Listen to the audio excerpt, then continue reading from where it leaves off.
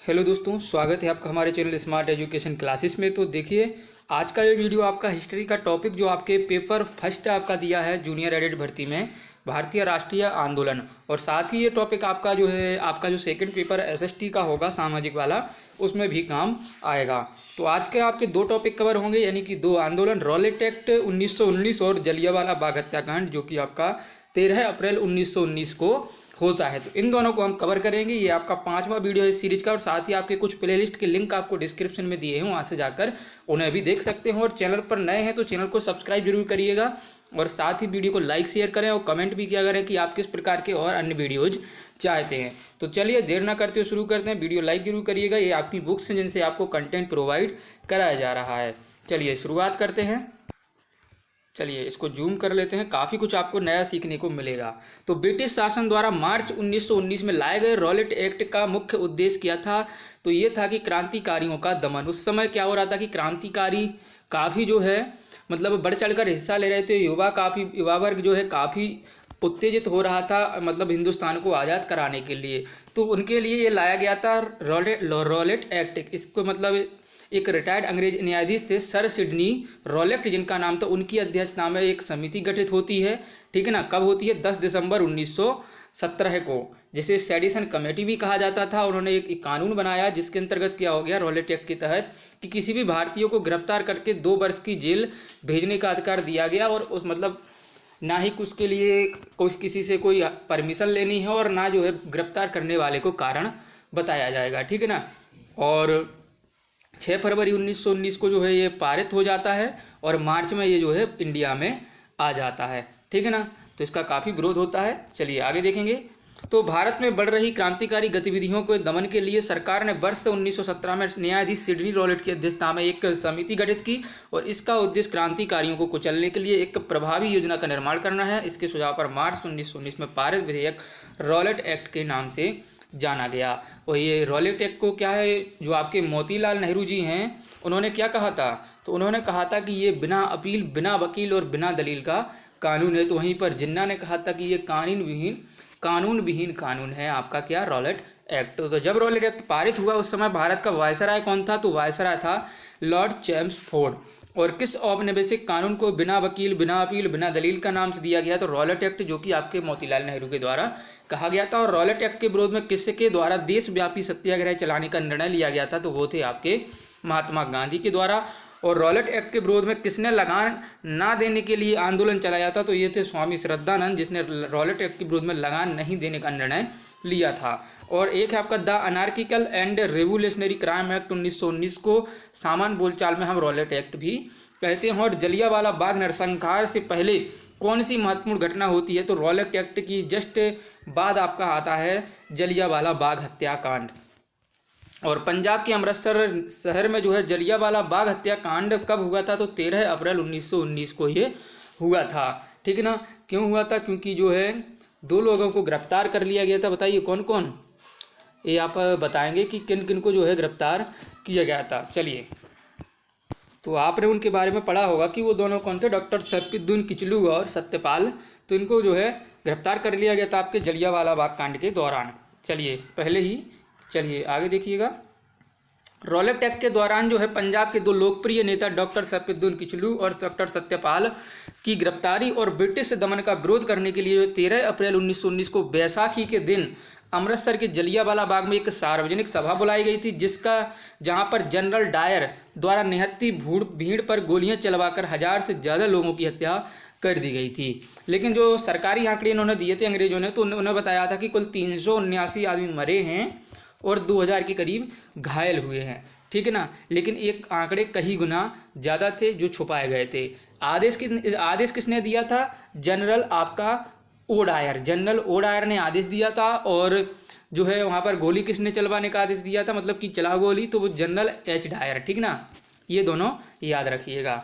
चलिए, और जलियांवाला बाग हत्याकांड के नाम से हम इसे जानते हैं। और जलियांवाला बाग हत्याकांड के बाद किस विख्यात व्यक्ति ने ब्रिटिश सरकार द्वारा प्रदान की गई नाइटहुड की उपाधि त्याग दी थी? तो वो थे आपके रविंद्रनाथ टैगोर। इन्होंने जो है नाइटहुड की उपाधि त्याग दी थी। और इनके बारे में काफ़ी चीज़ें जो है आप याद रखेंगे कि इन्होंने आपका जनगण मन भी लिखा है, और आपका मतलब जो बांग्लादेश का राष्ट्रीय गान है अमार सोनार बांग्ला, वो भी इन्होंने ही लिखा है।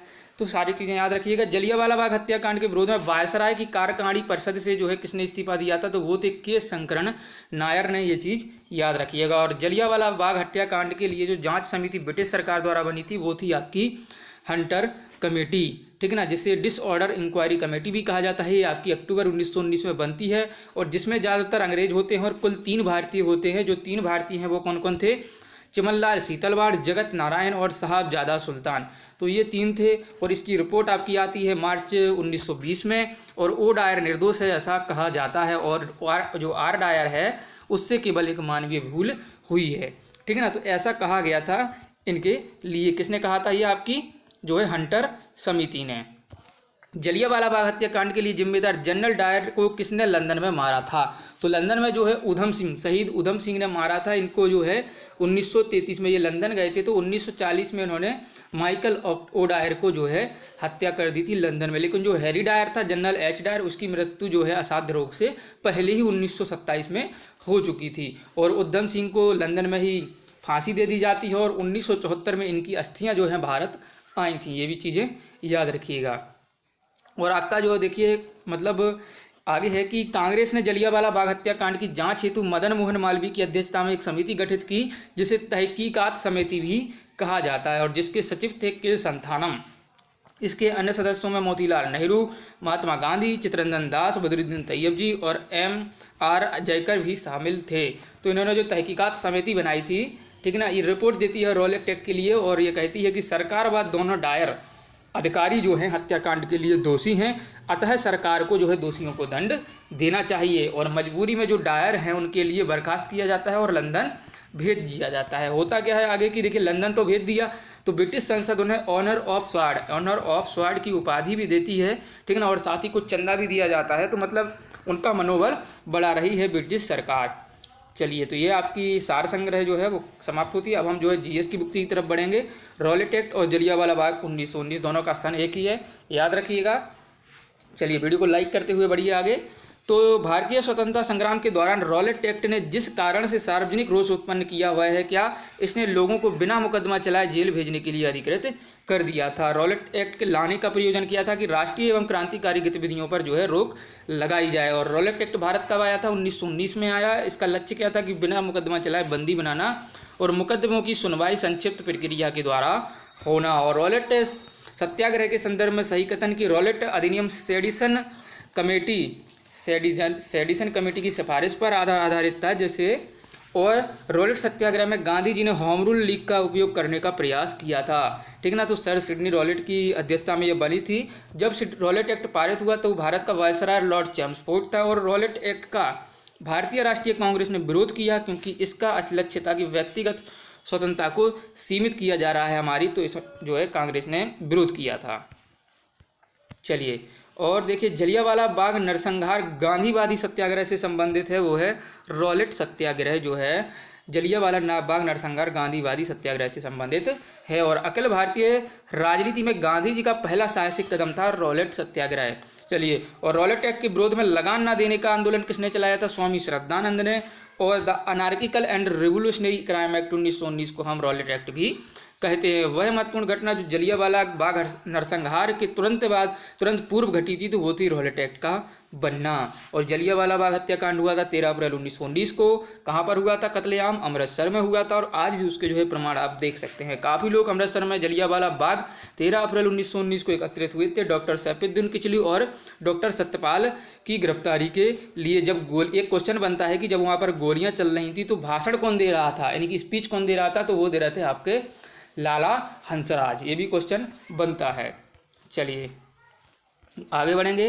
तो 30 मई 1919 को अपना अलंकरण ऑनर जो है भारत सरकार को लौटाने का वाले व्यक्ति कौन थे, रविंद्रनाथ टैगोर थे। इन्होंने ये जो है अपने लौटा दिया था। क्या जो इन्हें मिला था ना कि वो गॉड मतलब नाइटहुड की उपाधि जो इन्हें मिली थी, ठीक है, नाइटहुड का परिताप जलियांवाला बाग नरसंहार के दौरान इन्होंने किया था। चलिए आगे है, जलियांवाला बाग हत्याकांड के विरोध में वायसराय की कार्यकारिणी जो परिषद थी उससे इस्तीफा दिया था शंकरन नायर ने। और जलियांवाला बाग नरसंहार डॉक्टर सत्यपाल की बंदी बनाया जाना तथा वर्ष 1919 का अमृतसर का कांग्रेस अधिवेशन घटनाओं का सही क्रम क्या है कि डॉक्टर सत्यपाल को बंदी बनाया जाता है, जलियांवाला बाग नरसंहार होता है और 1919 का अमृतसर कांग्रेस अधिवेशन होता है। हंटर आयोग की नियुक्ति की गई थी जलियांवाला बाग हत्याकांड के लिए, जिसने मतलब लीपापोती करके जो है अपनी रिपोर्ट पूरी बना दी थी। चलिए, जनरल डायर का नाम जुड़ा हुआ है जलियांवाला बाग से, और जनरल बाग हत्याकांड के लिए जिम्मेदार ओ डायर को मार डाला था किसने? शहीद